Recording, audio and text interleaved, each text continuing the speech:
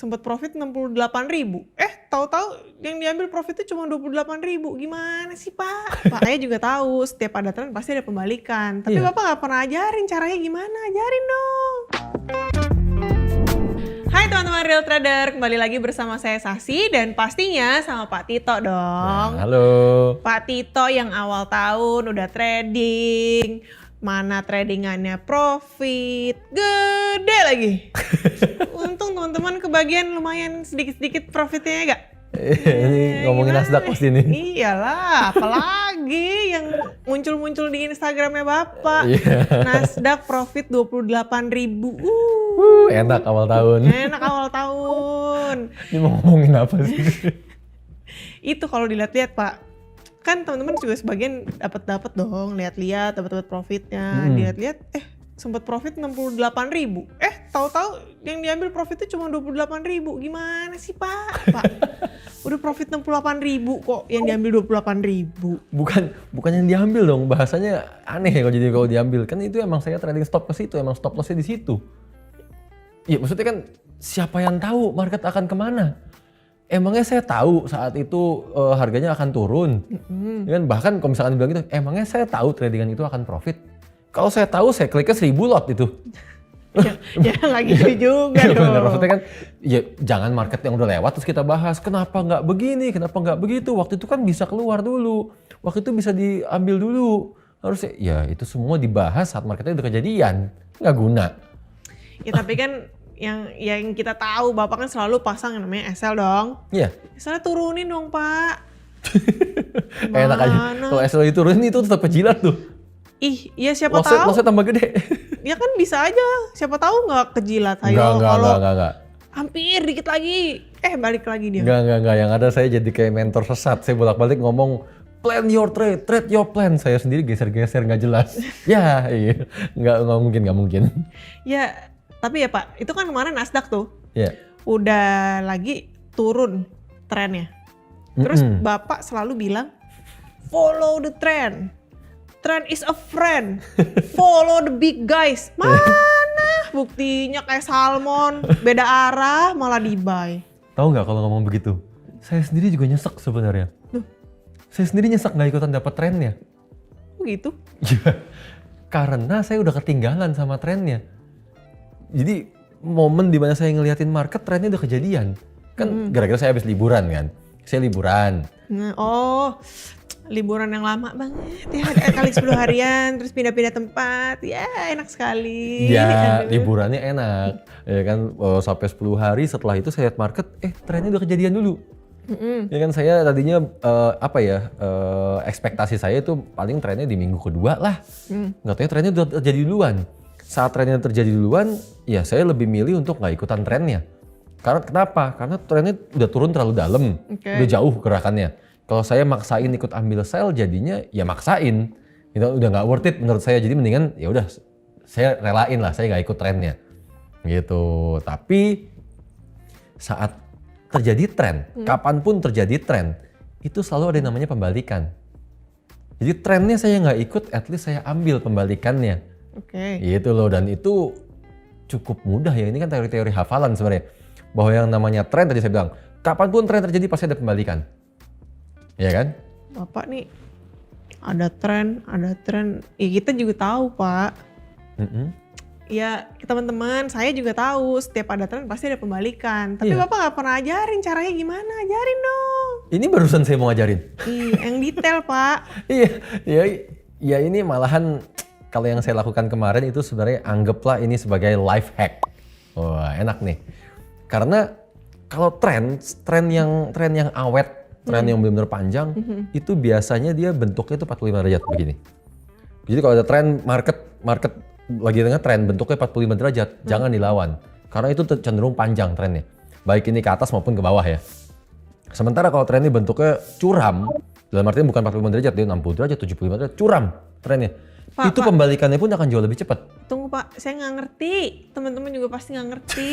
Ini lagi pada di sini diem aja, nggak ada yang pengertian. Kasih iPad kayak apa kayak gitu loh. Oh iya. Biar tambah ngerti nih. iPad boleh. Guys, iPad guys. iPad yang kita coba iPad. Nih, gini kan enak. Nih, Sasi ngerti 45 derajat, ngerti 60 derajat dong. Iya, tapi kalau digambar, kalau Bapak gini-gini tadi, saya bingung Pak. Saya pikir Bapak kayak robot gini loh. Saya bingung, kalau gini kan pernah. Oke. Nih. Ini kondisi kita ambil market yang pas kemarin ya. Sekarang Sasi lihat nih, ini yang saya maksud nih kalau misalkan gerakannya 45 derajat. Ya. Jauh kan dia awet kan, lama banget gitu loh baliknya. Kan lalu ini juga ada nih, ini gerakannya 45 derajat, cenderung dia lama baliknya. Itu kan ini yang tren cenderung apa ya major trend dan dia panjang gerakannya. Sementara tren yang kemarin terjadi, ini curam sekali lihat nih. Ini kan curam banget, ya kan? Dan saat lihat tren yang terlalu curam seperti ini, maka dia pembalikannya pun akan cepat. Bukan cuma cepat, lumayan jauh pembalikannya. Ya. Karena terlalu curam. Itulah kenapa tadi saya sebut life hack nih. Dan momen di mana saya ngeliat waktu itu, pas saya buka chart itu saya ngeliatnya di candle yang ini. Nih pas lagi turun-turun yang di candle nih. Begitu dia udah lagi turun-turunnya, maka saya lakukan adalah ya saya cari aja nih kira-kira bottomnya di mana. Ya kan kira-kira area pembalikannya di mana. Iya dong. Maka saya yang lakukan adalah oke, saya cari area pembalikan. Kalau harga ini belum terjadi, sebenarnya di sini ada area pantulan nih, ya kan area pembalikan. Yang kalau dalam teori ini disebutnya triple bottom. Ini udah lewat, jadi saya cuma tinggal nyari yang berikutnya lagi kan. Berikutnya kita bisa sama-sama lihat di sini. Oh di sini ada titik pantul nih, ini ada area pantul, ya kan. Maka di situlah saya tarik garis di 15 365. Oke, saya tarik garis saya pertama 365. Harganya udah lewat, ya kan? Udah lewat, maka saya cari berikutnya. Ingat kan waktu saya bilang kalau harga dari strong support dia akan ngejar strong support berikutnya, ya kan? Maka saya mencari strong support berikutnya. Di mana sih strong support berikutnya? Ini di sini kita sama-sama lihat nih. Ini ada area pantul lagi nih, benar kan? Ya. Maka saya tarik garis lagi 15165. Tapi deket situ juga ada saya melihatnya nih. Nih. Maka saya tarik garis juga kan, ada 3 garis kan di instastory saya juga. Iya. Ada 15080. Udah, kalau 15080 dijebol juga, dia berikutnya ngejar yang mana? Ngejar bawahnya lagi sebenarnya. Sini. Iya. Nih, udah saya nggak tahu nih harganya harga berapa. Ya kan? Tapi semua harga ini menurut saya nggak penting. Karena saya hanya mencari pembalikan. Iya kan? Dan saat saya mencari pembalikan, waktu itu harganya sudah menembus nih 365-nya. Dia sudah menembus. Saya nggak tahu sampai berapa kan? Iya. Yang saya tahu kalau sampai dia mengejar support berikutnya dan dia kembali lagi ke atas. Berarti dia mengejar support berikutnya dan dia kembali lagi ke atas. Iya. Kan kembalinya ke strong support yang pertama, which is itu 15365. Maka saya anggap itu sebagai konfirmasi pembalikan. Disitulah saya baru mau buy stop. Gitu. Kenapa? Waktu harganya sekitar di 15165, saya langsung buy stop di 15365. Itu loh. Kenapa Bapak yakin banget dari 15365 kan kan sempat turun dulu nih. Terus udah gitu Bapak yakin kan dari 15365 dia akan terus naik tuh setelah turun mantul ke 15365 lagi terus naik. Yakin dari mana gitu Pak? Siapa tahu turun lagi ya? Iya kan bisa aja dia ya ada turun lagi ya, kalau kata teman-teman tuh isi bensin lah, hari napas, iya. buat turun lagi. Isi bensin tarik penumpang gitu ya? Iya. Nggak. Kalau ini anggaplah sebagai life hack yang kedua. Yang life hack yang kedua di mana kalau bentuk candle ini kan kita sama-sama tahu nih. Ini candle bentuknya begini kan? Dia lagi turun jauh banget, terus dia balik lagi naik. Dia balik lagi naik dan saya kan selalu menentukan di mana ada strong support, strong resistance dan lain-lain. Iya. Ya kan? Saya menentukan range-nya itu kan. Iya. Dia kembalinya ke range awal. Pada saat dia kembalinya ke range awal, maka saya menjadikan itu sebagai konfirmasi pembalikan. Oke. Gitu. Jadi kalau dibilang, saya tahu nggak sih harganya saat itu akan balik ke atas? Enggak. Saya nggak tahu bahwa saat itu akan terjadi pembalikan. Tapi yang saya tahu kalau dia kembali ke harga ini, kembali ke harga 15365, maka itu menjadi konfirmasi saya bahwa probabilitasnya kalau sampai dia kembali lagi ke sini, itu menjadi tinggi untuk terjadinya pembalikan. Maka saya melakukan buy stop situ. Jadi sebenarnya atas dasar probabilitas kalau saya, bukan karena saya tahu, bukan karena saya yakin. Atas dasar probabilitas, maka saya langsung buy stop di situ. Dan setelah itu saksi bisa lihat, saya melakukan pending order lagi kan, buy stop, dan ada beberapa buy stop lah, ada 4 kalau nggak salah. Perhatikan semuanya, itu semuanya di harga strong resistance. Dengan prinsip yang sama, kalau dia mengejar satu resistance, dia akan nembus ke resistance berikutnya. Tapi hanya yang strong. Saya hanya peduli yang strong, bukan mencari resistance terdekat. Oke. Gitu, jadi prinsipnya semua sama. Kayak yang kita pernah jelasin di exclusive content. Dan prinsipnya semua. Saat dia menembus satu support, strong support, dia akan mengejar strong support berikutnya. Satu strong resistance, dia akan mengejar strong resistance berikutnya. Prinsip itu yang saya gunakan juga, ya kan? Lalu saya hanya menunggu konfirmasinya. Kalau konfirmasinya sudah terjadi, baru saya mulai masuk market. Ya kan? Prinsipnya tetap sama. Yang saya gunakan hanyalah teorinya yang berbeda. Ini teori pembalikan aja, teori ya kalau orang ngomong reversal lah, gitu loh. Hanya itunya yang beda, lainnya semua sama. Terus kalau tradingan Bapak begini, kenapa nggak di-buy lagi aja? Nah, maksudnya? Iyalah, kan kalau di-buy lagi masih ada ya kemungkinan profitnya dong, atau nggak usah buy lagi deh, Bapak kan masih punya buy stopnya dimin dong. Ini kan sama nih, ngomongnya kan market udah terjadi. Ngelihat chartnya, oh ternyata harganya beneran naik, kenapa nggak di-buy lagi? Iyalah. Iya kan? Iya, nggak begitu juga. Ini juga ada yang nanya sih ke saya sih. Waktu itu ada yang nanya juga, kalau kondisi kayak begini, re-entry nggak ya? Iya. Saya bilang, saya akan re-entry kalau ada konfirmasi berikutnya. Akan re-entry kalau ada konfirmasi berikutnya. Gitu. Yang kedua juga, kenapa buy stop saya cancel? Ini karena saya anggap transaksi saya saat itu selesai semuanya. Saat transaksinya sudah selesai semua, kena trading stop, saya cancel. Dan sejujurnya kenapa saya nggak buy lagi? Dan karena kalau memang saya menunggu konfirmasi berikutnya, itu terjadi konfirmasinya. Oh, Pak, ini broker yang kemarin bareng Excel ya? Yang apa? Yang bareng Excel terakhir itu loh yang di video. Oh iya, yang saya lagi tes, yang khusus untuk Nasdaq. Gimana tuh? Ya? Nah, anyway lah. Ini brokernya masih saya tes kalau untuk soal itu. So anyway, kalau kita nungguin konfirmasinya, sebenarnya saya seharusnya masuk lagi. Tapi berhubung saya sehabis liburan ya, saya lebih milih istirahat. Lelah ya Pak? Jadi lelah.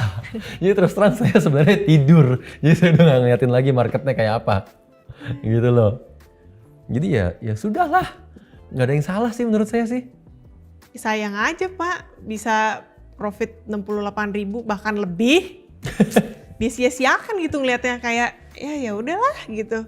Dapatnya 28.000. Sayang Pak, gimana sih, gemes loh. Profitnya bisa 68.000. Enggak, beda. Nih loh, ini kacamatanya Sasi, kacamatanya kalian semua bahkan yang mikirnya, wah sayang ya 68.000 jadi 28.000. Kalian mungkin mikirnya itu loss 40.000. Sementara saya mikirnya saya profit 28.000.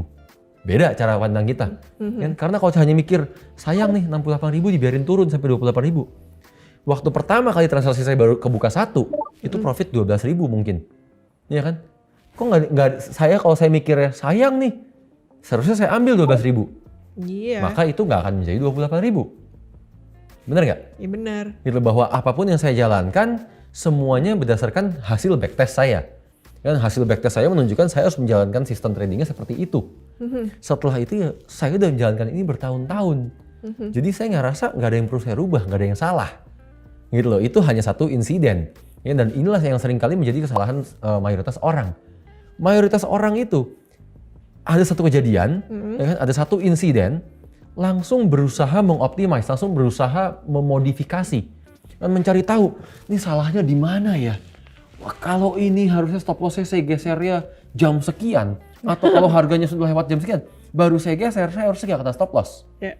Tanpa mereka sadar, ini mereka melakukan perubahan, mereka membuat teori di atas teori, di atas teori, di atas teori, hanya karena satu kejadian. Betul kan? Iya betul. Apalagi kalau mereka melakukan itu, padahal mereka sudah melakukan backtest. Itu menjadi fatal. Kenapa? Backtest is backtest. Dan saat mereka rubah ini dengan teori yang baru, datanya berubah semua loh.